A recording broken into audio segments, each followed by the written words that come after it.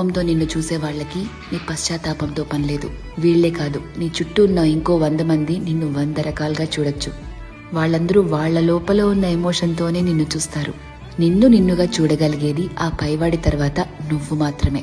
ఎప్పుడైతే నువ్వు నీలో ఉన్న తప్పులు, ఒప్పులు, మంచి, చెడు, నీలో కోపాలు, నువ్వు చేసే మోసాలు, నీలో మార్పులు, నువ్వు పడే పశ్చాత్తాపాలు, నీ చుట్టూ బాధ్యతలు, నీ ఆశలు, వాటికై నీ కష్టాలు, దేవుడిచ్చిన లోపాలు, నీ ప్రయత్నాలు, ఇలా ఎదుటి వాళ్ళని జడ్జ్ చేయడానికి మనం వెతుకుతూ ఉంటామే, వాటన్నిటి ద్వారా నిన్ను నువ్వు చూసుకోగలిగితే ఎలా అన్బయాస్డ్ గా, లాయర్లా కాదు జడ్జి లాగా, అప్పుడు నువ్వేంటో నీకు అర్థమవుతుంది కదా. అదే సెల్ఫ్ అవేర్నెస్ అంటే. సెల్ఫ్ అవేర్నెస్ నీకు చాలా ప్రశాంతతనిస్తుంది. ర్యాండమ్ గా ఎవరిని ఏమీ అనలేవు, ఎందుకంటే నీకు తెలుసు ఎవరి తుఫాన్లు వాళ్లకుంటాయి లోపల అని. ఒకరిని జడ్జ్ చేయడం చాలా ఈజీ అబ్బా, కానీ నిన్ను నువ్వు జడ్జ్ చేసుకోగలిగితే personal growth, peace of mind అన్నీ దొరుకుతాయి. అందుకే